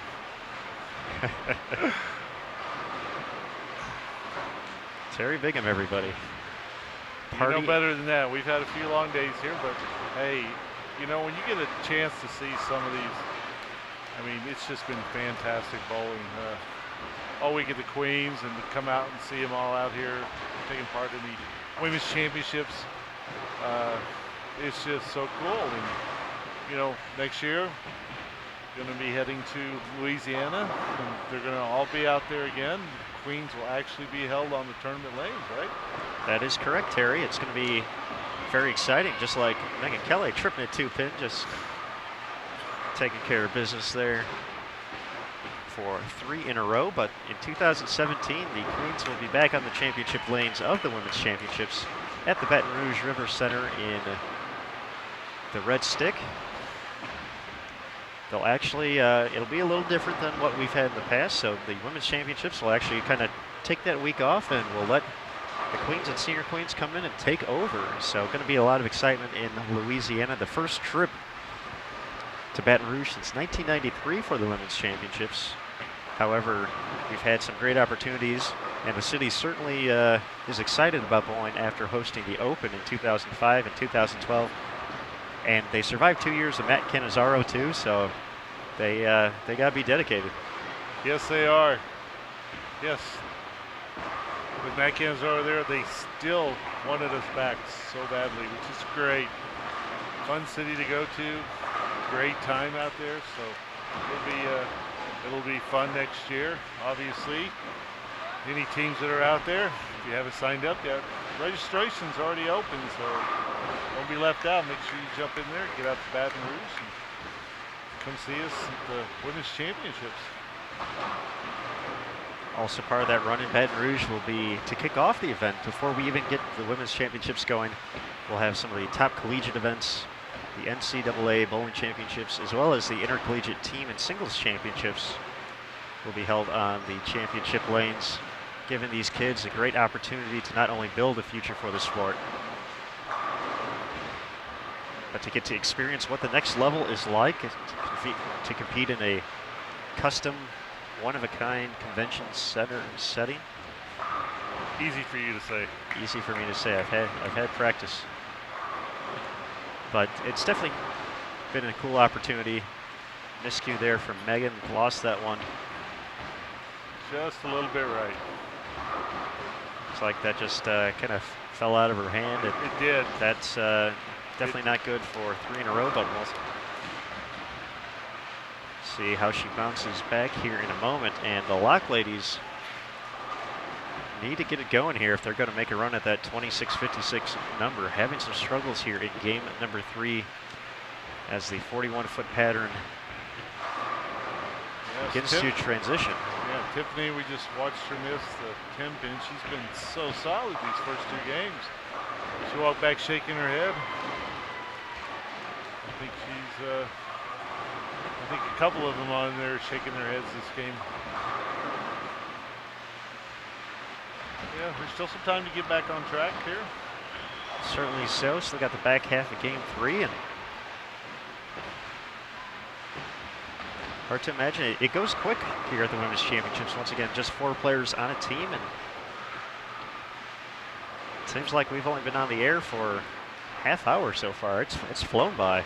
But then again, a lot of striking, a lot of great stories to tell, and I get to talk to you and Matt Cannizzaro. What more fun could that be? You know, it's tremendous to be out here with you, Aaron Smith. You do such a wonderful job out here, bringing the coverage, of this event to everyone out there. So great to be able to see you in action. Well, this is the first time I've actually worked the whole time, so I just waited for you to show up to bring out the good stuff. Yes, I know. You're just sitting back there, feet on the desk. Now, the 2016 event certainly has been one of a kind and a fun road to be a part of. We've already had a few milestone celebrations for competitors getting 50 and 55 years on the championship lanes, and just getting the opportunity to just tell folks stories is always a lot of fun. With the Women's Championships having so many divisions, especially in doubles and singles, you get the chance to surprise a lot of folks when you tell them they bowled so well that they took over the lead, and that's always a cool chance, and it's always fun to see their reactions in those moments. However, Brandy did not like her reaction with the 4-9 still standing in frame number 6.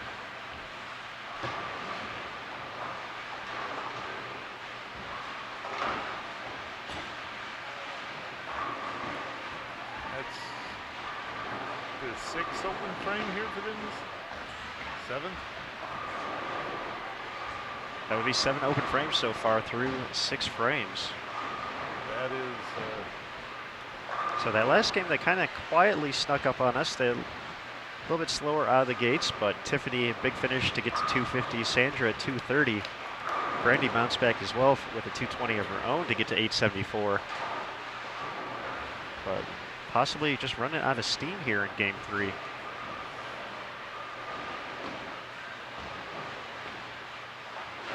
Few opens as well for the Crux crew featuring Alicia Current as Brenda gets the hit.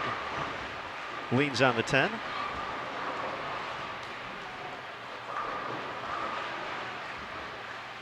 So we'll keep you updated on the Crux crew as they make their run as well. So 2 teams vying for the top spot in Diamond Team Event. Alicia Current started with the front three, spare. Now a double. And kind of glanced over there, saw that last shot, and wow, she's really putting up a big number here tonight. 800 still in play for Alicia. Can't afford a miss until the fill ball. But yes, certainly a big head start towards all events as well. 21-29, the number on top of Diamond all events. Shannon O'Keefe holds that number at the moment. It's a lot of pins there. It's a lot of pins. It is. That's and the crazy part about that, and talking to Shannon afterwards, was team event didn't go so well. I mean, she shot 631, which is still a nice number out here, and 210 average, but she learned so much from that experience. She admitted making a poor ball switch. I think she shot in the 170s her final game of team, and she learned from that experience and wasn't going to be tricked by what she saw out on the lanes.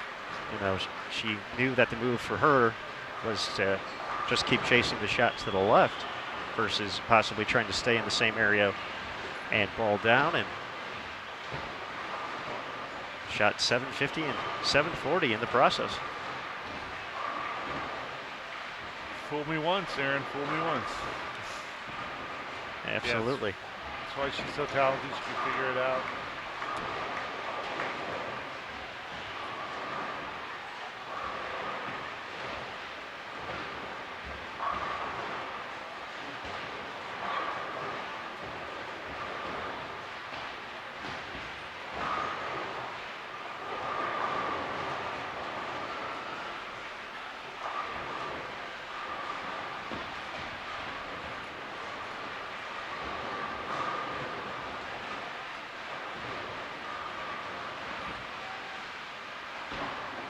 The Lock ladies, they can't seem to buy a strike right now.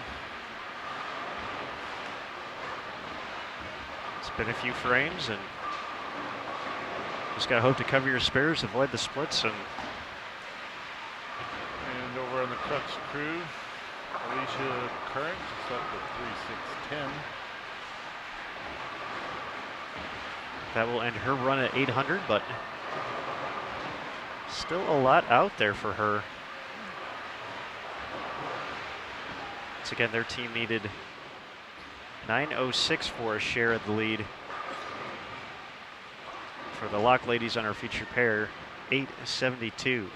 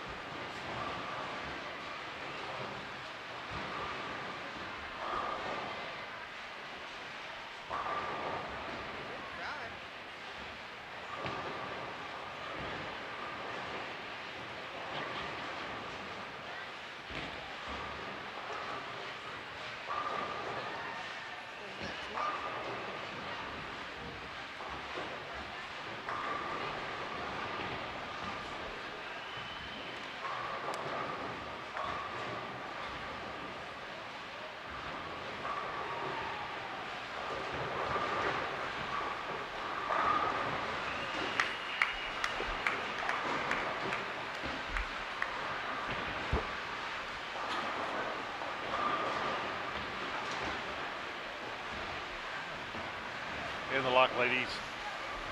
That was a little bit better frame for them. Still got some work to do. Yeah, it's going to be tough to get to plus 72 at this point with Sandra had a three-bagger to start. Tiffany with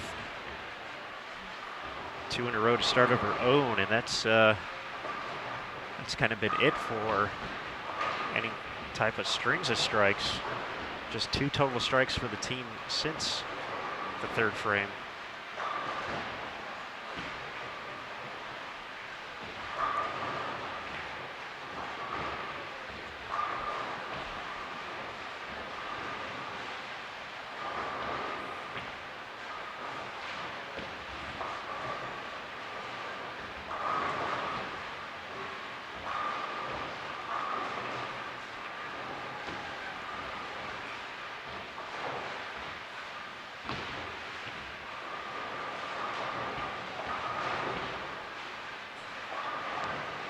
couple of, looks like pretty good games coming up a few lanes over.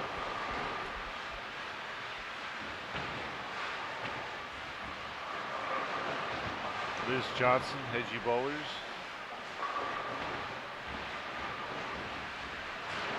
Yeah, certainly a talented squad on 21 and 22.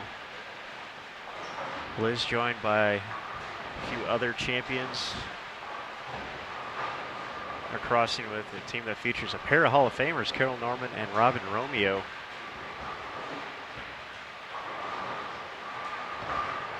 Along with Char Hamill and Tori Carter, Robin's sister. Also a very good bowler in her own right. Quite a run in Vegas in the past few weeks, if your last name has been Romeo.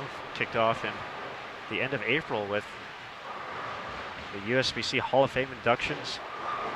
Robin and Tori's mom, Joan, getting elected for meritorious service, and certainly well-deserved. One of the hardest working ladies the sport has ever seen, so big thanks to her and everything she's done to help promote a future for the sport. And then, of course, just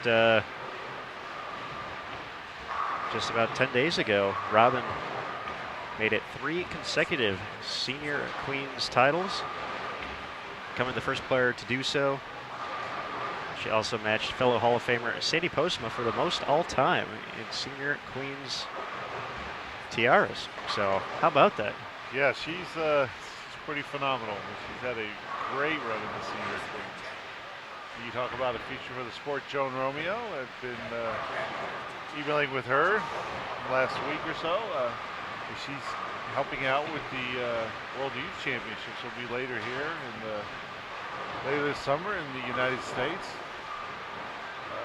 She's doing some work with them, helping them out, and reached out to us. And of course, you don't say no to Joan Romeo. She's, of course, you don't ever want to, because she's such a nice lady and works so hard. So it was great. We're happy to be able to help them out for that event, which you will be at later this year, I assume. Oh, thanks. That's news to him. That is the news for now. We'll see you in Nebraska. Or maybe, we'll see. And it's a long run here coming up for you, isn't it? That is very true, and that shot on 28 kind of explains what Game 3 has been like for the Lock ladies. Yeah. As they were in position to make a run at the leading team score, and just have not found the hits and the look that they were hoping to continue to have. That's why it's such a tricky game. Certainly the invisible opponent, 41 feet out there. Definitely a hittable shot, but definitely challenging as well. You got to make good shots out there. And of course, you never know with getting to the 1-3 how the other 8 are going to react, just like on that shot there.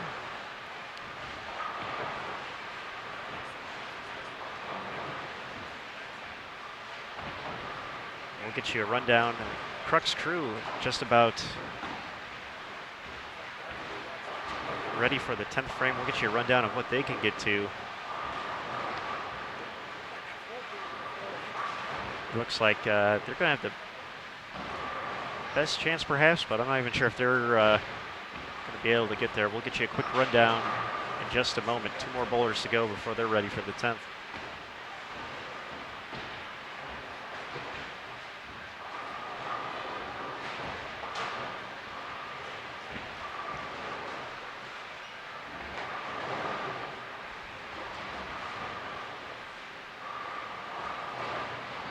Yeah, certainly a nice performance over on 21 and 22 coming from Liz Johnson and company. A few early opens, but a lot of strikes in the back half of the game. Susan Jeziorski and Liz 4 and 5 in a row, respectively, as they prepare for frame number 9. Looks like a big tic-tac-toe board, and X's are winning over there on that one. Terry Bigham, everybody. He'll be here all week. And that was a big jump left for Tiffany. So that kind of explains what's happening out there. She had to make a big move left. Almost a big sigh of relief she let out there. Yeah, that can certainly weigh on you after a while. Putting together 2 good games, and then all of a sudden just where did it go? And a few opens, few spares in there, but she can still get to 186, and that would be a pretty nice start as well. She'd be in the 660s, so.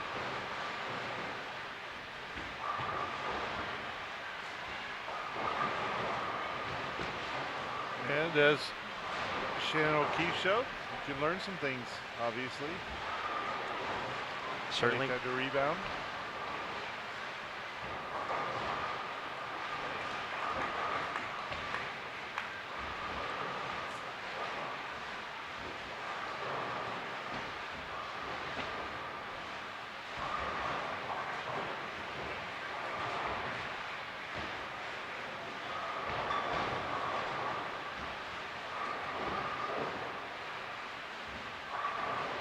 Terry, we have all of our guests. We want to thank them for their continued support of Bowl TV, but we have a Terry Bigham fan joining in the chat. You may have heard of him, Lucas Wiseman, joining us here in Game 3 from the Women's Championships. Lucas, certainly hope all is well. Terry has a look of disbelief on his face right now. I think I know him. I think I've met him once or twice.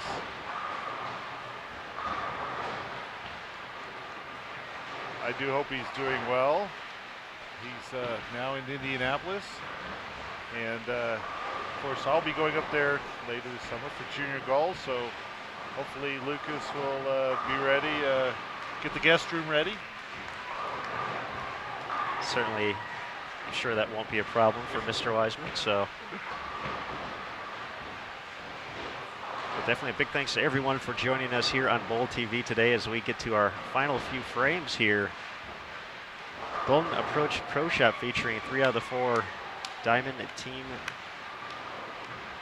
champion members from 2015. Megan Kelly, Megan Withey, and Brenda Burns brought us here today.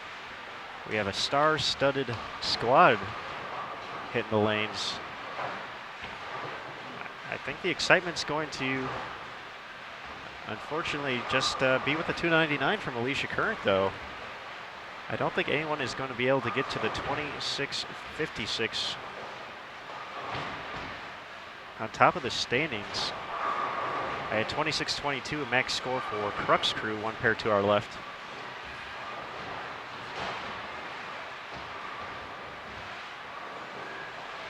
So that would leave them a little bit short. We'll do some math for Liz Johnson and company. Their first 3 bowlers working on doubles heading into the 10th. Liz looking to make it 6 in a row of her own. Can shoot 270 this game.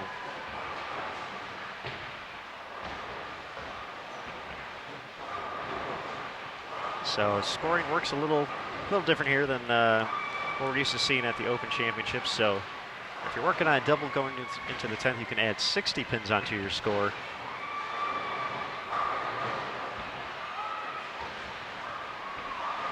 Unfortunately for Liz, she looks like she went through the nose. Is that a 3-pin tear?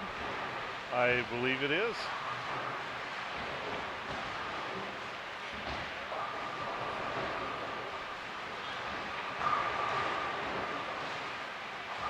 So with the spare,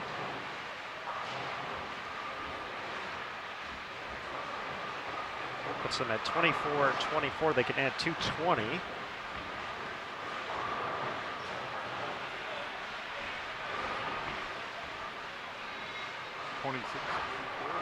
So it looks like 26-44 by my account. Matt Cannizzaro, very similar number.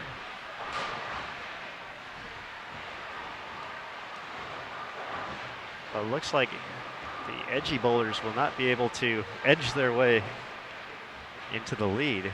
I see what you did there. Thanks, Terry. But that is it's a pretty phenomenal last game they're putting up there. Yeah, definitely a lot of strikes up there in the finale for them. Tiffany Newberry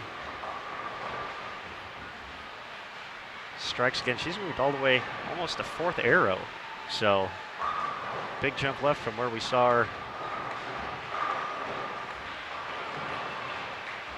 So we'll have a few teams make their way into the top 10, but it looks like Logo and Fusion will hold on for another day, and might it be enough to capture the title in 2016?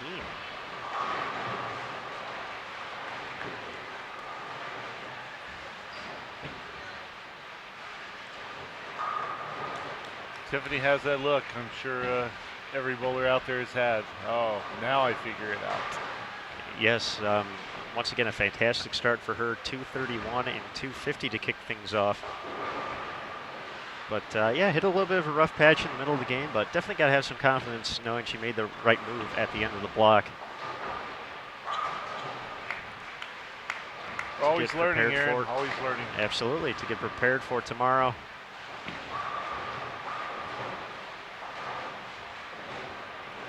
Finishes with 184.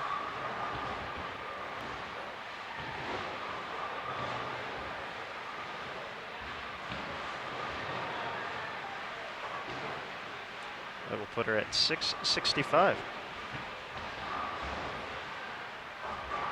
A very solid start.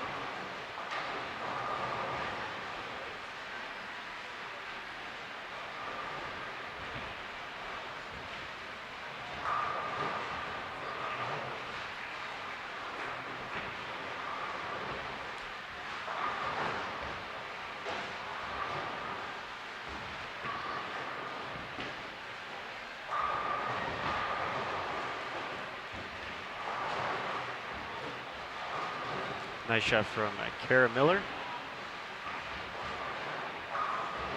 Looking to get to 194 with 2 more strikes. Cheryl Baker with the tough spare conversion. Bucket and a biscuit, as we call it in Indiana.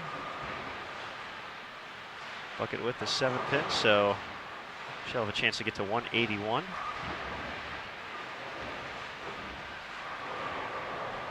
Terry, you look shocked by that terminology I just used. No, Aaron, I'm just enjoying my time here on Bowl TV.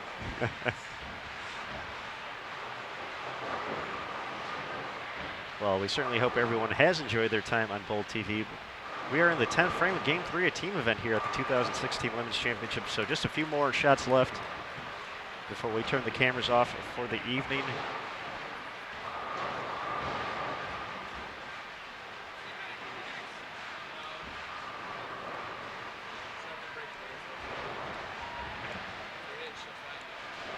We have a little fan of Bowl TV joining us up here.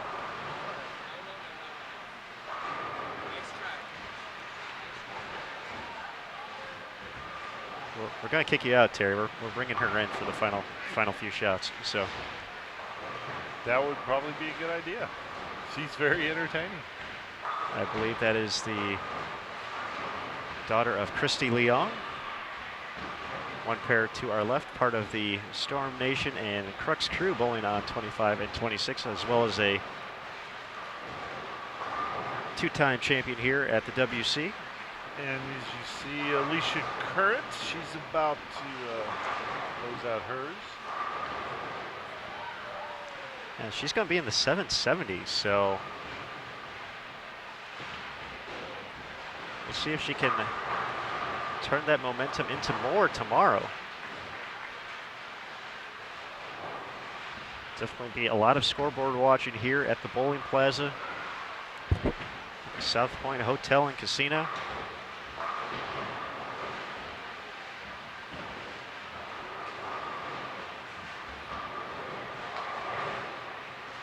Finishes off 244. 774, Alicia Current. Very nice start.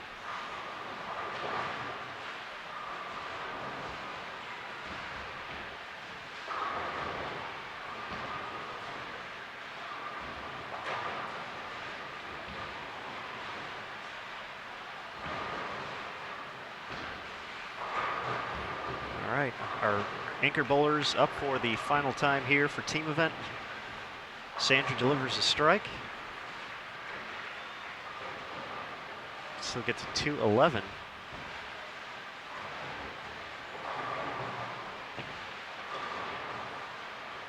Nice shot for Brenda there. Looking for some momentum going into tomorrow.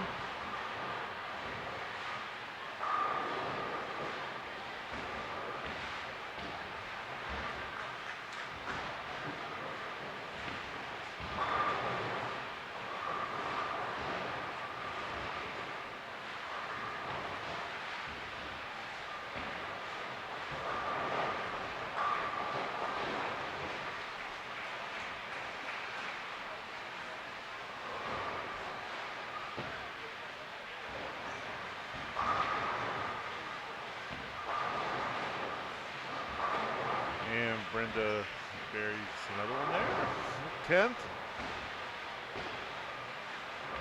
Sandra wraps up with a 201 game. That'll give her 689. She'll lead the way. 2507. The final tally for the Lock ladies. So rough final game, 723.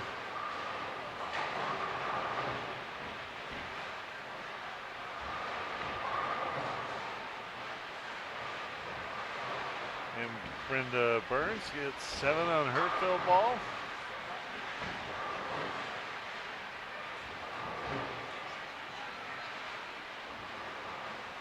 Finish up the pair here.